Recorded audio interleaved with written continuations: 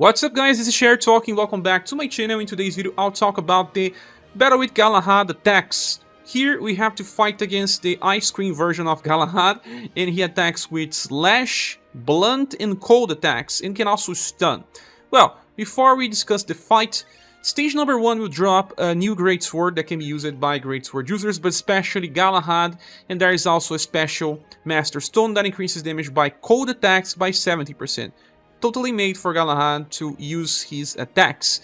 Well, now let's move into the stage Romancing. You do not need to clear the other stages anymore. The game just received a quality of life update where if you clear the highest stage, everything else, they will be automatically cleared.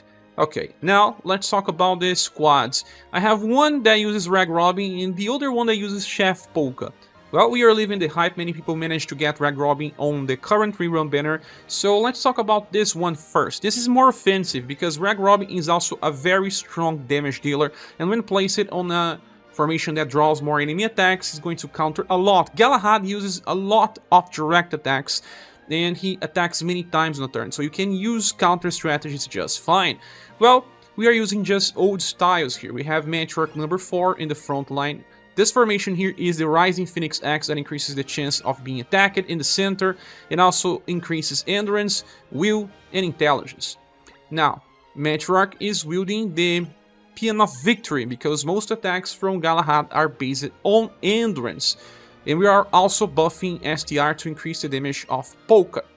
Here on the front line I have Thyme, and Thyme is using Rouge and also Uncle Taco Toolbox when needed to increase a little more damage right close to the end of the fight. Remember that you can use Overdrive with normal attack in order to heal. Rag Robin does not heal as often as Chef Polka, so Thyme helps a lot. Then we have in the back line the final Empress. She has the Christmas Moon inherited. You can also bring the newest version of Gustave or the latest version of Barbara. They are both good units that decreased overall damage. And then the last character is Esper, and there is a reason for this. She does have high protect tension to increase her resistance, but Dimensional Aura, it's a fast spell that gives you guard up, decreases damage by 25, but also a cold defense boost that decreases damage by 35% of cold attacks. She also applies Shadow Defense, but this doesn't matter, and she can apply this every 2 turns. This is nice since she can also just revive someone if you really need. Also, if you summon it for Chef Polka, it's good to inherit Hearty Stick with Rag Robin if you need to revive someone. Well, you should also equip your characters with stuff that will increase slash, blunt, and cold resistance, like Insulated Gloves will help you with slash and cold, and this Santa Hat give you blunt and cold. Titan Suit always helps with lots of elemental resistance. There is also the Harmonious Suit giving lots of resistance as well. And Final Empress is using the Hydra Leather combined with the Takizaki Crab Helmet. Well, you should also bring the Gold Feather Charm to decrease chance of being applied with stun. And the last character, Spellgirl, is using the Pitch Black Armor together with the Insulated Gloves. Let's go.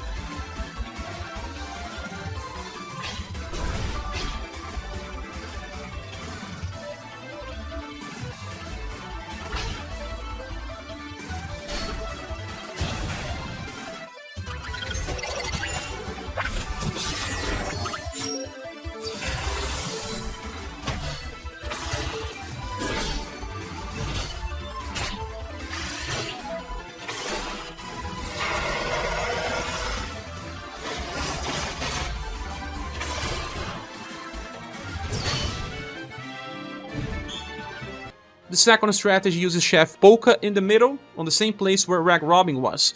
And in this case, I am inheriting Steelblade Phoenix. The more we get attacked, the more BP we will recover because Chef Polka counters and self-recovers both BP and HP.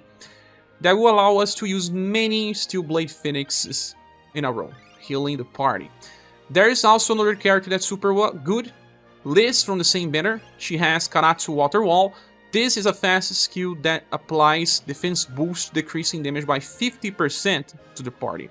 And you can even place her in the position of Polka if you want, because she will get more BP and will apply this skill more often. But there are many AoE attacks in this fight that will trigger both characters to counter.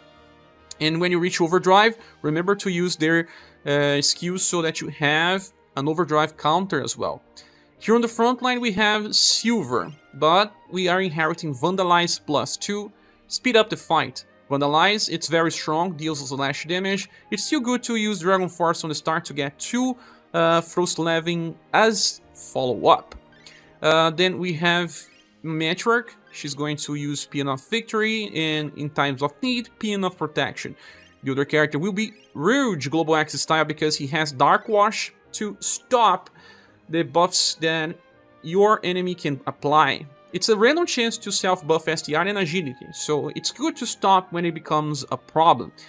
And then Rouge also has a chance to follow up with either Everlasting Butterflies or Blooming Fireworks or both, so giving BP to the party to keep using more and more skills. This setup here is pretty easy.